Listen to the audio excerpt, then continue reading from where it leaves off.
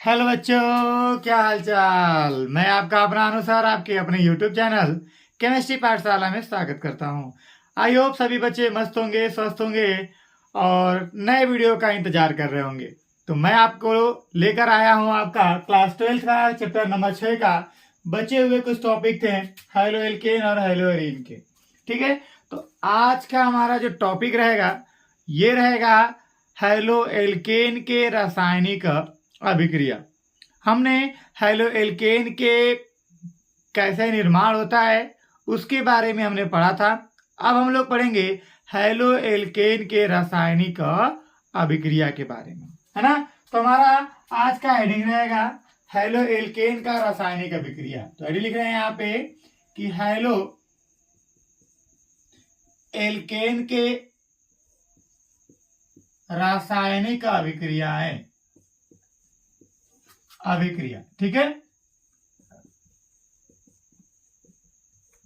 Halo alkane का रासायनिक अभिक्रिया ये हमारा आज का टॉपिक रहेगा। और हेलो एल्केन के रासायनिक अभिक्रिया में हेडिंग रहेगी नाभिक रागी प्रतिस्थापन अभिक्रिया। नाभिक रागी प्रतिस्थापन अभिक्रिया। प्रतिस्थापन अभिक्रिया। तो सबसे पहले तो हम ये जानेंगे कि नाभिक रागी प्रतिस्थापन अभिक्रिया किसे कहते हैं। सबसे आसान और सरल भाषा में जानेंगे। तो आपको बताऊं यहाँ पे, तो जो नाभिक रागी अभिक्रिया है, रासायनिक अभिक्रिया है, तो नाभिक रागी किसे कहते हैं। प्रतिस्थापन का मतलब तो आप जानते हैं कि एक तत्व का दूसरे तत्व से क्या करना, स्थान को बदल देना, उसी को हम क्या कहेंगे, प्रतिस्थापन कहेंगे। और नाभिक रागी क्या होता है, तो नाभिक रागी को अगर हम दो शब्दों में तोड़े, दो शब्दों में अगर तोड़ते हैं तो आपको बनेगा क्या, एक बनेगा आपका क्या, नाभिक बनेगा, और दूसरा आपका क्या बनेगा, रागी बनेगा।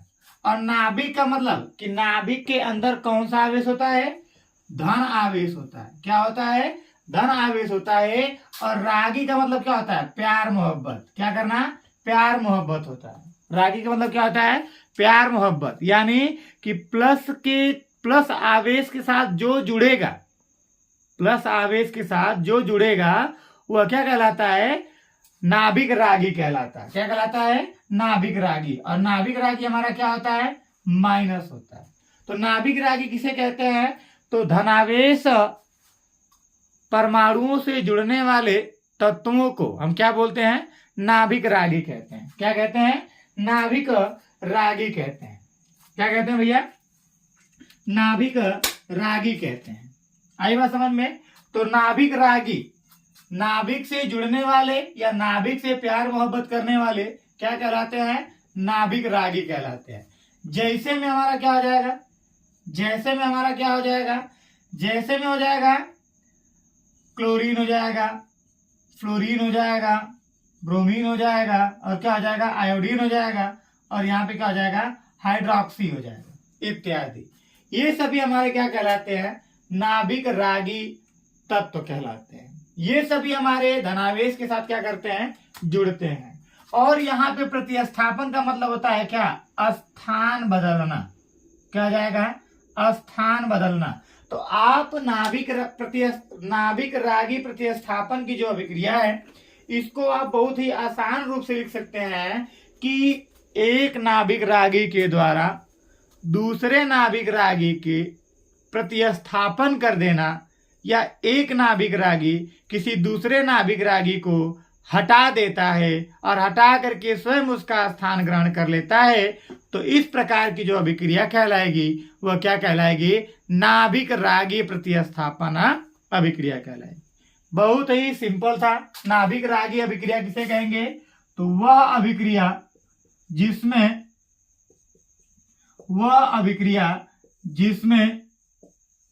अधिक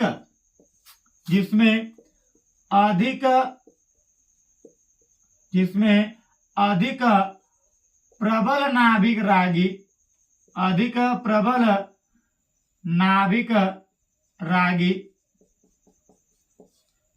दुर्बल नाभिक रागी को क्या कर देता है, दुर्बल नाभिक रागी को हटा देता है। क्या करता है? को हटा देता है, हटा देता है और स्वयं उसका स्थान ले लेता है। क्या करता है? स्वयं उसका स्थान ग्रहण कर लेता है, ग्रहण कर लेता है। तो इस अभिक्रिया को हम क्या बोलेंगे? नाभिक रागी प्रतिस्थापन अभिक्रिया बोलेंगे। क्या बोलेंगे? नाभिक रागी प्रतिस्थापन अभिक्रिया बोलेंगे। आई बात समझ में? तो यहाँ पे इसका हम लोग रिएक्शन क्या हो जाएगा, इसको रिएक्शन में हम क्या देखेंगे? तो रिएक्शन में क्या होगा कि एक एल्किल हैलाइड ले लीजिए, हमारा कोई बन गया यहाँ पे क्या? Alkyl halide, R single bond X हो गया और यहाँ पे प्लस हो गया। जो नाभिक रागी है, इस नाभिक रागी को हम किसे दर्शाते हैं? NU माइनस से दर्शाते हैं। किसे दर्शाते हैं? NU माइनस, यानी न्यूक्लियोफिलिक। NU माइनस का मतलब होता है क्या? न्यूक्लियोफिलिक होता है, यानी कि नाभिक रागी होता है। अब इसकी जब हम लोग क्रिया कराएंगे तो ये वाला जो है इसके जरिए क्या हो जाएगा? प्रतिस्थापित हो जाएगा और बन जाएगा आपका क्या? R सिंगल बॉन्ड NU और प्लस बन जाएगा क्या? X के ऊपर क्या बन जाएगा? माइनस बन जाएगा। ये आपका नाभिक रागी प्रतिस्थापन क्या है? अभिक्रिया है। उदाहरण के तौर पे हम लोग देखेंगे तो यहाँ पे लिख लीजिए CH3, यहाँ पे हो जाएगा Cl जो कि एल्किल हैलाइड है, और यहाँ पे कोई एक हाइड्रोक्सी ले लेते हैं। तो यहाँ पे जो KCl है वह पोटेशियम के साथ जुड़ करके बना देगा क्या? KCl बना देगा। और यहाँ पे जो OH है वह OH इस Kl की जगह पे लग जाएगा तो बन जाएगा CH3 सिंगल बॉन्ड क्या बन जाएगा? OH बन जाएगा। यहाँ पे Cl भी हमारा नाभिक रागी है और यहाँ पे क्लोरीन भी क्या, अरे हाइड्रोक्सी भी क्या है? नाभिक रागी है। यहाँ पे क्लोरीन भी नाभिक रागी है और हाइड्रोक्सी भी नाभिक रागी है।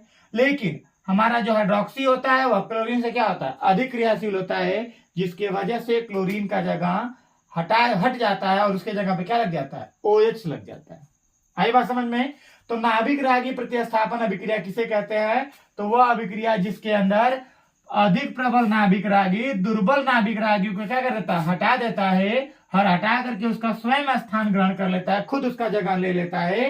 तो उसको हम क्या बोलते हैं? नाभिक रागी प्रतिस्थापन अभिक्रिया। या इसको शॉर्ट फॉर्म में आप क्या लिख सकते हो? छोटे से छोटे शब्द में क्या लिखोगे कि नाभिक रागियों का आपस में अदला बदली करना क्या कहलाता है? नाभिक रागी प्रतिस्थापन अभिक्रिया कहलाता है। नाभिक रागी का आपस में क्या करना? अदला बदली कर लेना ही क्या कहलाता है? नाभिक रागी प्रतिस्थापन अभिक्रिया कहलाता है। आई बात समझ में? बताइए, यहां तक आप लोगों को समझ में आया? बताइए भैया, यहां तक आप सभी लोग को समझ में आया? किसी को कोई दिक्कत है तो बताएंगे आप लोग, बताइए। अब जो है जो नाभिक रागी हमारा होता है, तो नाभिक रागी क्रिया विधि के आधार पर कितने प्रकार का होता है? 2 प्रकार का होता है। चलिए, तो उसके बारे में हम लोग पढ़ते हैं कि क्रिया विधि के आधार पर जो नाभिक रागी होता है वह कितने प्रकार का होता है? 2 प्रकार का होता है। कितने प्रकार का? 2 प्रकार का। तो यहाँ आप लिखेंगे कि नाभिक रागी क्रिया विधि के आधार पर, नाभिक रागी क्रिया विधि के आधार पर कितने प्रकार का होता है? 2 प्रकार का। तो लिखेंगे यहाँ पे कि क्रिया विधि के आधार पर, क्रिया विधि के आधार पर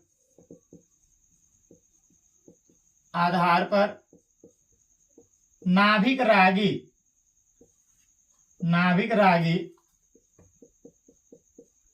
2 प्रकार का होता है। नाभिक रागी कितने प्रकार का होता है? 2 प्रकार का होता है। कितने प्रकार का होता है? 2 प्रकार का। पहला होता है आपका, पहला होता है, और यहाँ पे क्या? दूसरा होता है। पहले को बोलते हैं SN1। क्या बोलते हैं? SN1, जिसको हम लोग हिंदी में बोलते हैं एक अणुक नाभिक रागी प्रतिस्थापन अभिक्रिया, प्रतिस्थापन अभिक्रिया, है ना? क्या बोलते हैं? एक अणुक नाभिक रागी प्रतिस्थापना अभिक्रिया कहते हैं। आई बात समझ में?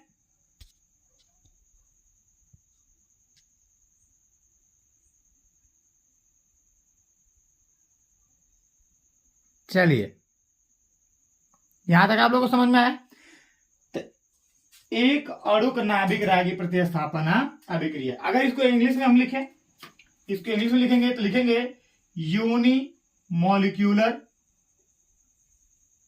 यूनिमोलिक्यूलर न्यूक्लियोफिलिक सब्स्टिट्यूशन रिएक्शन, है ना? इसको अगर इंग्लिश में हम लिखेंगे तो यूनिमोलिक्यूलर न्यूक्लियोफिलिक सब्स्टिट्यूशन क्या रिएक्शन लिखेंगे। और यहाँ पे अगर हम लोग जो दूसरा होता है वह दूसरा होता है क्या? SN2 होता है। क्या होता है? SN2 होता है, जिसको हम हिंदी में बोलते हैं क्या? द्विअणुक नाभिक रागी प्रतिस्थापन अभिक्रिया। इसको अगर हम हिंदी में बोले तो किसको? SN2 को बोलेंगे। तो इसकी स्पेलिंग क्या हो जाएगी भैया? Biomolecular nucleophilic substitution reaction. यहां पर हो जाएगा बायोमोलिक्यूलर न्यूक्लियोफिलिक सब्स्टिट्यूशन क्या रिएक्शन। ठीक है, बायोमोलिक्यूलर सब्स्टिट्यूशन क्या रिएक्शन। आई बात समझ में?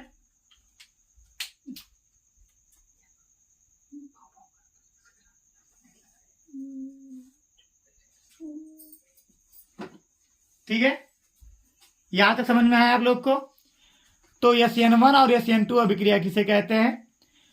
तो SN1 हमारी होती है एकाक अणुक नाभिक रागी प्रतिस्थापन होती है, और SN2 क्या होती है? द्विअणुक नाभिक रागी प्रतिस्थापना अभिक्रिया, जिसमें एक अणु को बोलते हैं यूनिमोलिक्यूलर न्यूक्लियोफिलिक सब्स्टिट्यूशन रिएक्शन बोलते हैं, और द्विअणु को बोलते हैं हम लोग क्या है? बायोमोलिक्यूलर न्यूक्लियोफिलिक सब्स्टिट्यूशन क्या रिएक्शन। ठीक है, अब बारी बारी से हम लोग देखेंगे SN1 को और SN2 को। तो सबसे पहले हमारी हेडिंग रहेगी क्या? SN1 अभिक्रिया। क्या रहेगी? SN1 अभिक्रिया रहेगी, है ना? तो SN1 अभिक्रिया में हम लोग क्या लेते हैं? तो SN1 अभिक्रिया को हम लोग पढ़ते हैं। तो SN1 अभिक्रिया किसे कहते हैं? चलिए, तो यहाँ पे क्या हो जाएगा? सबसे पहले हम लोग इसके कांड के बारे में पढ़ लेते हैं कि इसमें कांड क्या होता है। तो कांड के बारे में पढ़ लेंगे, फिर उसके बाद इसके क्रिया विधि के बारे में पढ़ेंगे। तो चलिए, कांड के बारे में हम लोग लिखते हैं। कांड लिखते हैं, इसका कांड लिखेंगे। तो कांड लिख के लिखेंगे कि जब तृतीयक ब्यूटिल हैलाइड की क्रिया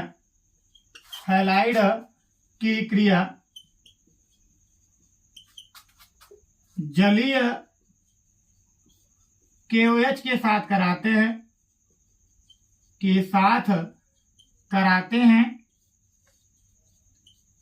तो क्या प्राप्त होता है? कराते हैं तो 3 डिग्री ब्यूटिल एल्कोहल प्राप्त होता है।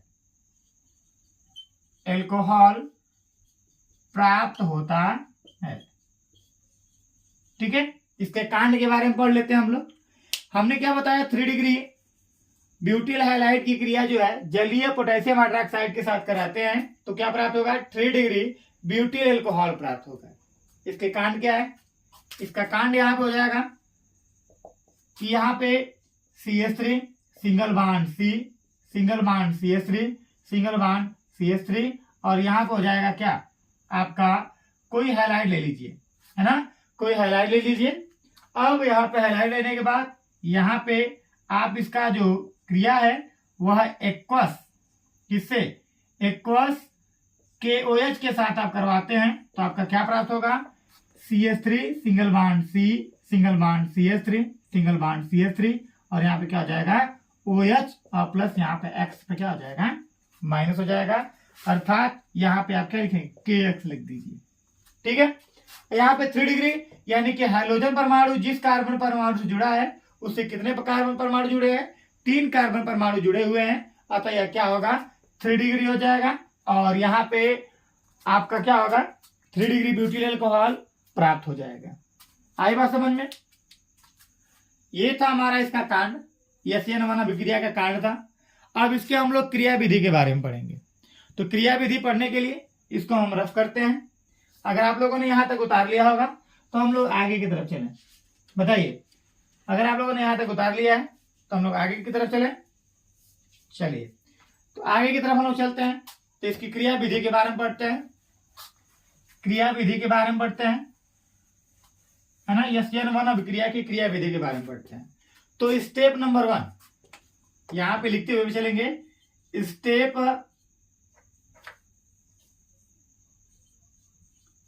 स्टेप फर्स्ट, स्टेप फर्स्ट में क्या होगा कि प्रथम पद में कार्ब धनायन का निर्माण होगा, कार्ब धनायन का निर्माण होगा, कार्ब धनायन का क्या होगा निर्माण होगा तथा यह पद धीमी गति से होगा, धीमी गति से होता है, धीमी गति से होता है। अब इसमें आप लोग इसकी क्रिया विधि देखेंगे तो इसमें क्या होगा भैया, इसमें क्या होगा कि यहां पे हमने क्या लिया था, हमने लिया था CH3 single bond C, CH3 single bond यहाँ पे CH3 और यहाँ पे क्या लिया था X लिया था। अब यहाँ पे जब रिएक्शन होगा तो आपको पता है कि RX में, यहाँ पे मैं शॉर्ट फॉर्म में लिखता हूं कि RX जो होता है, RX में इसके ऊपर पार्शियल माइनस होता है और इसके ऊपर क्या होता है पार्शियल प्लस होता है। ठीक है, इसके ऊपर क्या होता है पार्शियल प्लस होता है, उसके ऊपर क्या होता है पार्शियल माइनस होता है। क्या होता है, इसके ऊपर पार्शियल प्लस होता है और इसके ऊपर क्या होता है पार्शियल माइनस होता है। आई बात समझ में? एक के ऊपर पार्शियल माइनस होता है, एक के ऊपर पार्शियल क्या होता है प्लस होता है। यह किसके द्वारा हम लोग डिफाइन कर रहे हैं, विद्युत ऋणात्मकता के द्वारा। किसके द्वारा, विद्युत ऋणात्मकता के द्वारा, है ना। विद्युत ऋणात्मकता के द्वारा हम लोग हाइड्रोजन परमाणु पे क्या होता है पार्शियल माइनस होता है और कार्बन पे क्या होता है पार्शियल प्लस होता है। ठीक है, तो सेम यहाँ पे देखेंगे तो यहाँ पे यह वाला बॉन्ड क्या हो जाएगा भैया टूट जाएगा और यहाँ कार्बन का इलेक्ट्रॉन किसके पास चला जाएगा, हैलाइड परमाणु के पास चला जाएगा। तो किसका निर्माण हो जाएगा, इसमें कार्ब धनायन का निर्माण हो जाएगा। क्या निर्माण हो जाएगा, कार्ब धनायन का निर्माण हो जाएगा। किसका निर्माण हो जाएगा, कार्ब धनायन के ऊपर निर्माण हो जाएगा, है ना। इसको मैं अलग पेज से चेंज कर देता हूं तो यहाँ पे हो जाएगा कार्ब धनायन। क्या हो जाएगा कार्ब धनायन। यहाँ पे ये प्लस चार्ज बताएगा कि यह कौन सा आयन है, कार्ब धनायन है। और यह कार्ब धनायन किस डिग्री का होगा, तो ये क्या हो जाएगा 3 डिग्री कार्ब धनायन का निर्माण। क्या है 3 डिग्री कार्ब धनायन है ना।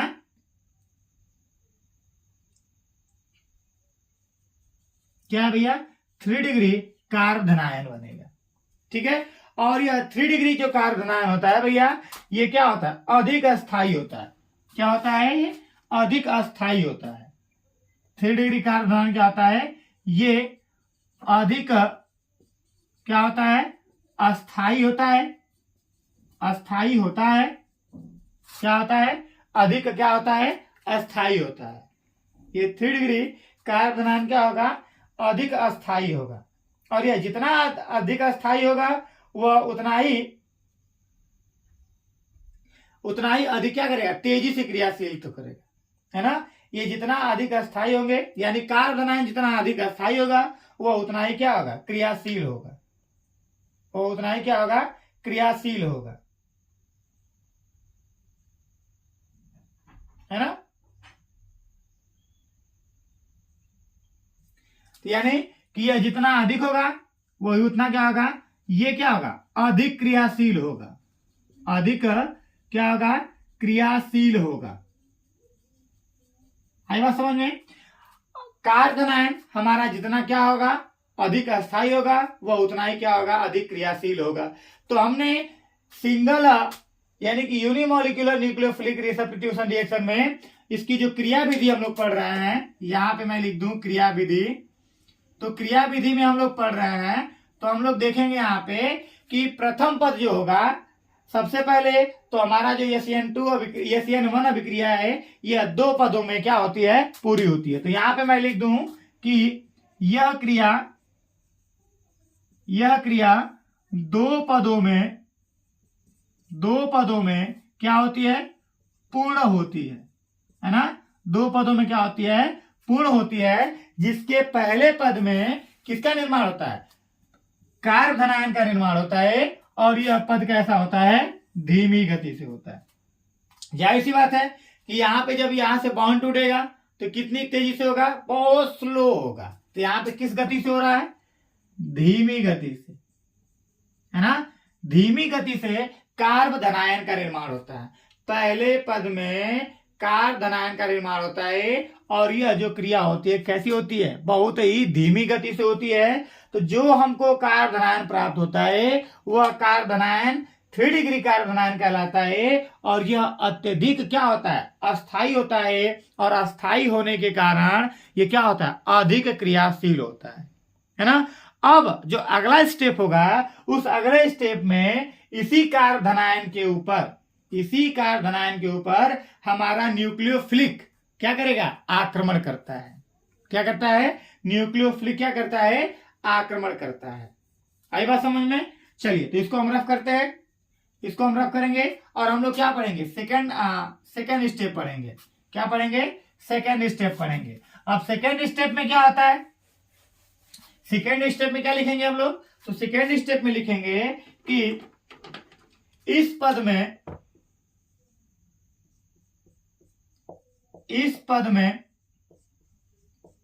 कार्ब धनायन पर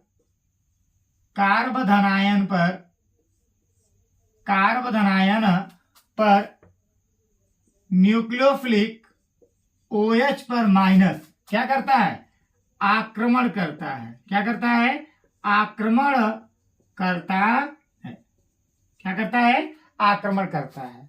तो आपको यहां पे बता दूं, नोट पॉइंट में यहां पे नोट पॉइंट करता हूं। तो यहां पे आप लोग देखेंगे, तो यहां पे CH3, यहां पे प्लस चार्ज, यहां पे CH3, और यहां पे क्या, CH3।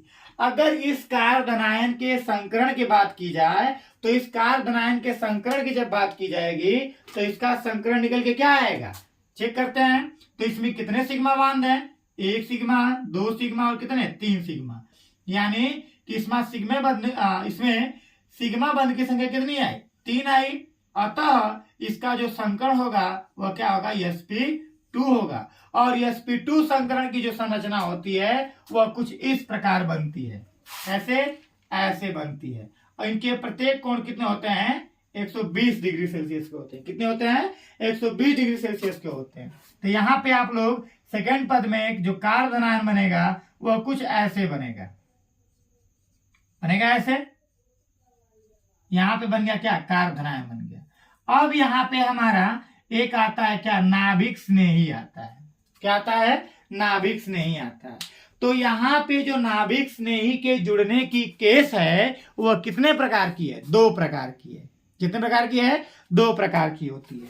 या तो नाभिक स्नेही डायरेक्ट कहां से जुड़ जाएगा, आगे से जुड़ जाए, है ना। जब डायरेक्ट आगे से जुड़ेगा तो इसकी संरचना बनेगी CH3 single bond C single bond CH3, यहां पे हो जाएगा CH3, और यहां पे बन जाएगा क्या, OH बन जाएगा।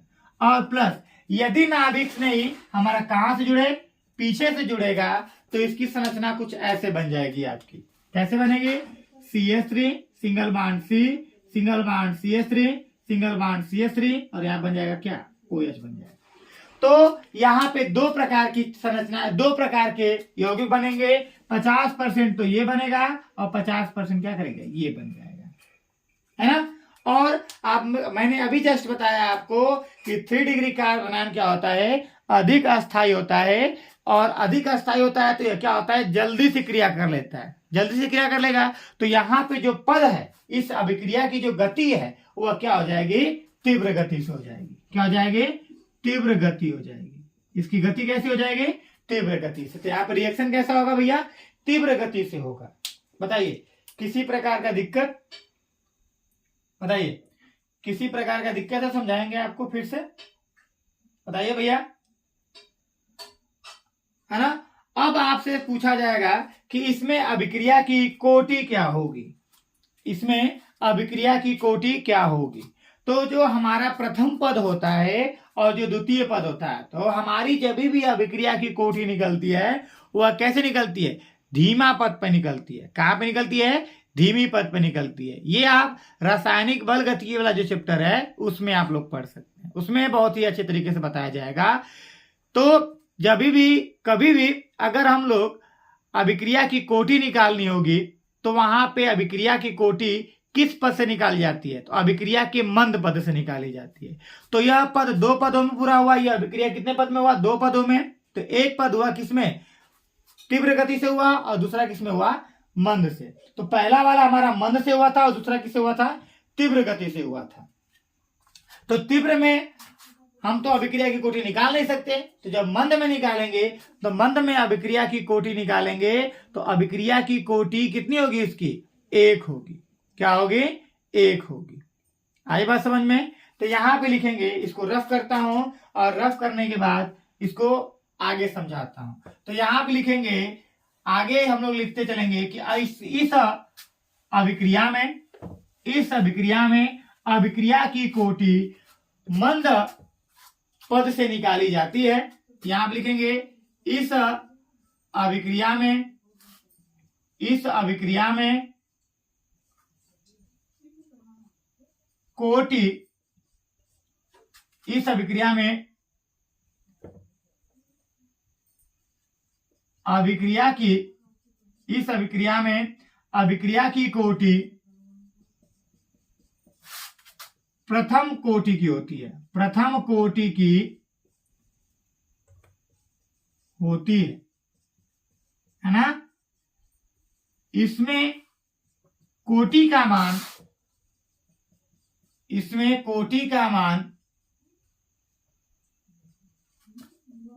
मंद पद से ज्ञात किया जाता है, मंद पद से ज्ञात किया जाता है ना। तो आप लोग मंद पद में क्या देखे, आप लोगों ने मंद पद में क्या देखा, तो मंद पद में शायद यही लिखा था CH3 और यहाँ पे CH3 और यहाँ पे क्या था, X था, और यहाँ पे बन गया था क्या, CH3 C, यहाँ पे प्लस चार्ज, यहाँ पे CH3 और यहाँ पे क्या CH3 और प्लस क्या बन गया था, X पे माइनस। तो इस अभिक्रिया में भाग लेने वाले अभिकारक के अणुओं की संख्या कितनी है, 1 है। कितनी है, 1 है। अतः अभिक्रिया की जो कोटि कहलाएगी वो क्या कहलाएगी, प्रथम कोटि की कहलाएगी। बताइए यहां तक आप लोगों को समझ में आया, बताइए भैया, यहां तक आप सभी लोगों को समझ में आ गया, किसी को कोई दिक्कत, बताइए किसी को कोई दिक्कत यहां पे, किसी को कोई दिक्कत यहां पे, समझ में आया आप लोग को, बताइए समझ में आया। चलिए अब हम लोग पढ़ते हैं SN2 अभिक्रिया के बारे में। किसके बारे में, SN2 अभिक्रिया के बारे में पढ़ते हैं, है ना। SN2 अभिक्रिया किसे कहते हैं, SN2 नाभिक स्नेही प्रतिस्थापन अभिक्रिया, है ना।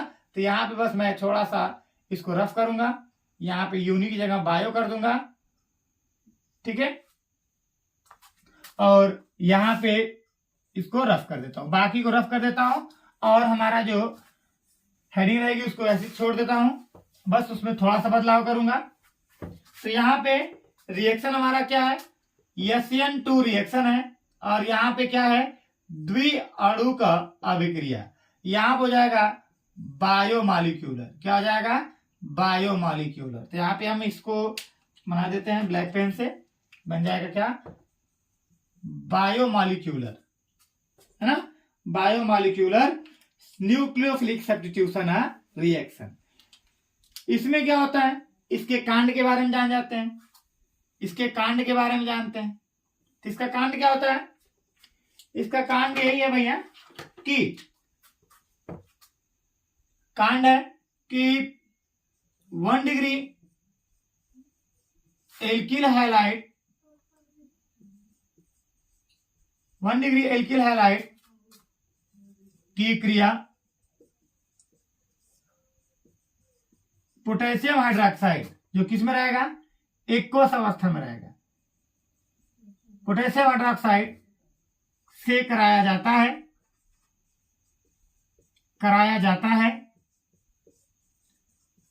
तो क्या प्राप्त होता है, कराया जाता है तो क्या प्राप्त होगा, 1 डिग्री एल्किल एल्कोहल प्राप्त होगा, एल्किल एल्कोहल प्राप्त होगा।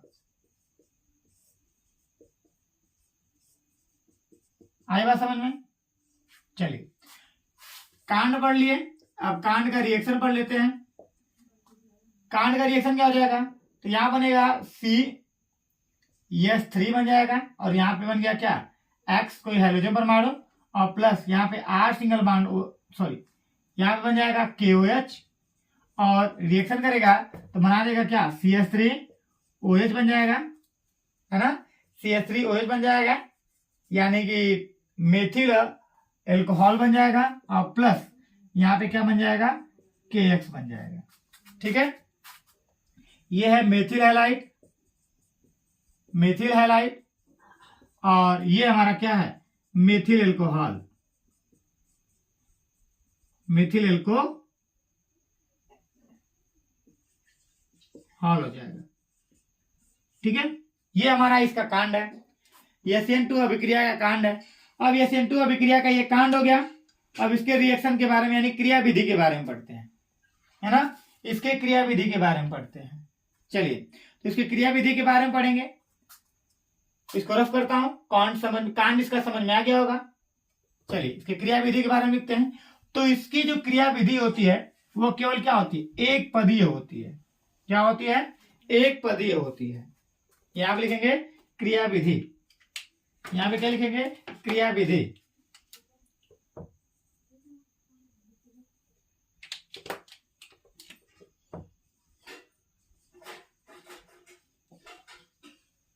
क्रिया विधि लिखेंगे। क्रिया विधि में क्या होगा, सबसे पहले तो यहां पे यह क्रिया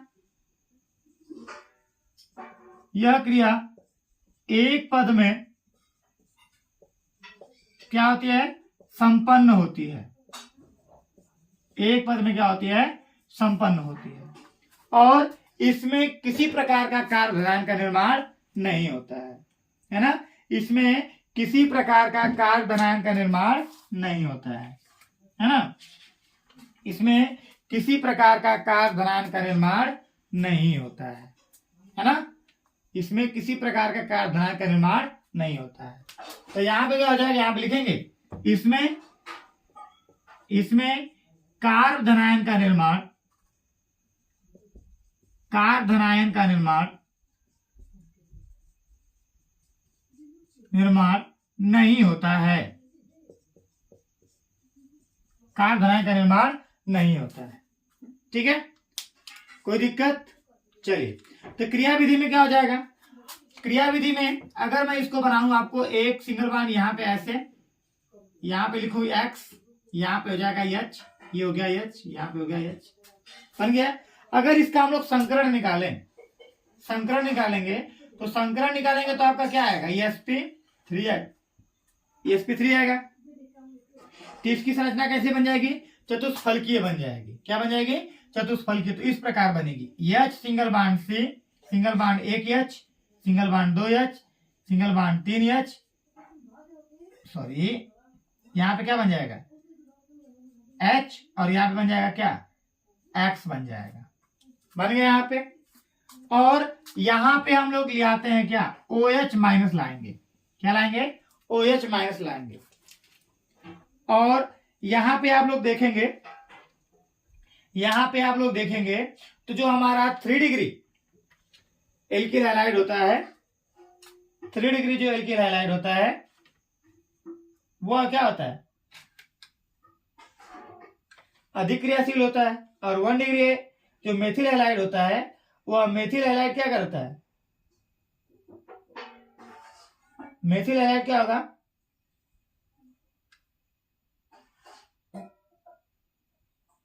मेथिल हैलाइड क्या करता है, मेथिल हैलाइड जो होता है वह शीघ्रता से क्या करता है, रिएक्शन को दे देता है, क्या करता है, रिएक्शन को दे देता है। आई बात समझ में।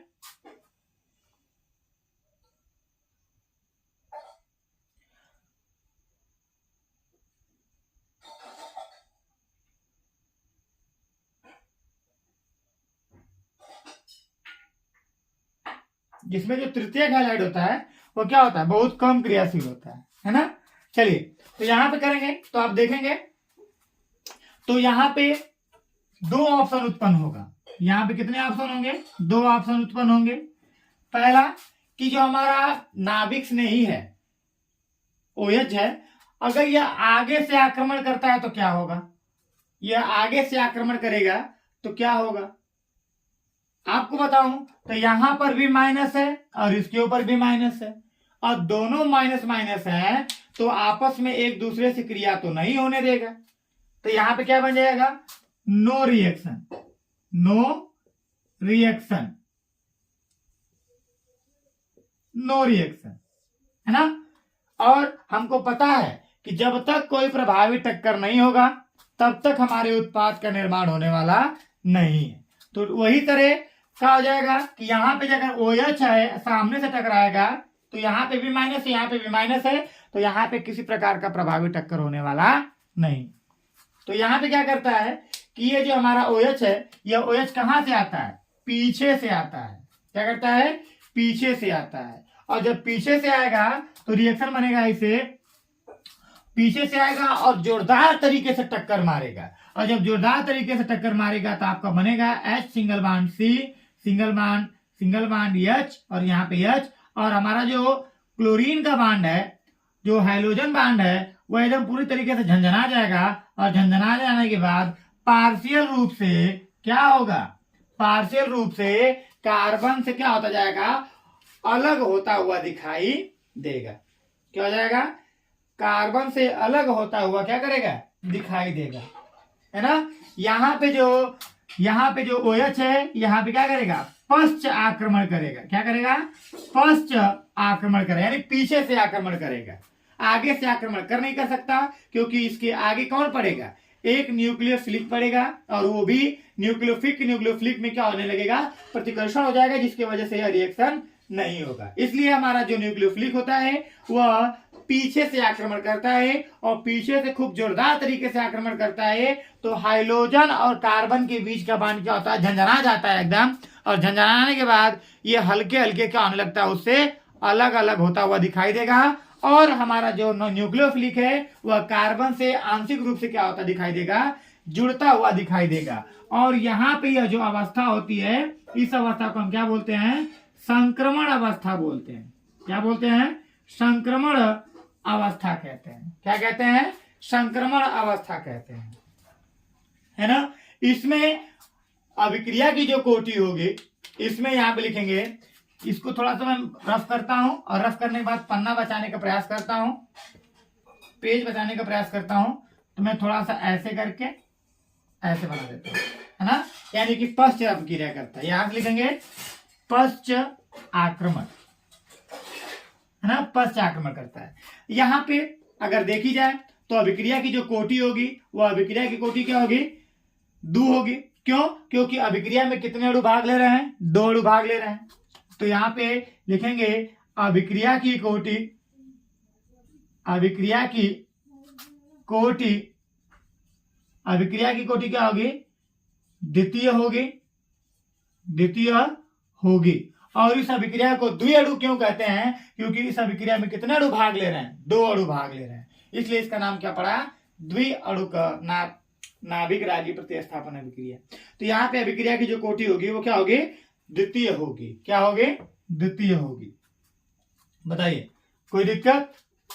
बताइए बताइए, किसी प्रकार का दिक्कत? किसी प्रकार का दिक्कत भैया आपको यहाँ पे? तो यहाँ पे आप क्या लिख सकते हो कि आर प्रोपोर्शनलिटी हो जाएगा क्या? आर सिंगल बॉन्ड एक्स, और यहाँ पे बन जाएगा क्या? NU पर माइनस। यहाँ पे अभिक्रिया की कोटि क्या होगी? द्वितीय होगी। आई बात समझ में? किसी प्रकार का दिक्कत है आपको बताइएगा। तो आज की क्लास हम लोग यहीं पे समाप्त करते हैं। आज की क्लास हम लोग यहीं पे समाप्त करते हैं। हम लोग कल मिलेंगे नए टॉपिक के साथ। और जो बच्चे क्लास में नए होंगे वो चैनल को सब्सक्राइब करना नहीं भूलेंगे। जो बच्चे नए होंगे वो चैनल को सब्सक्राइब करना नहीं भूलेंगे। और जो भी चीज़ें आपको समझ में नहीं आएंगी वो कमेंट बॉक्स में कमेंट कर दीजिएगा। हम आपको उत्तर भेजने का प्रयास करेंगे और आपको उत्तर मिल जाएगा वहाँ पे। तो और सब्सक्राइब और लाइक करना और शेयर करना चैनल को भूलेंगे नहीं आप लोग। जो बच्चे चैनल पर आए सब्सक्राइब करने के बाद ही जाएं और पूरा वीडियो पढ़ने के बाद ही जाएं। नहीं समझ में आएगा तो मैं हूं ना, अगर मैं हूं, I am here, don't fear. ठीक है, तो आज के लिए बस इतना ही। कल मिलते हैं आप लोगों से नए टॉपिक के साथ। आज के लिए बाय बाय, गुड नाइट।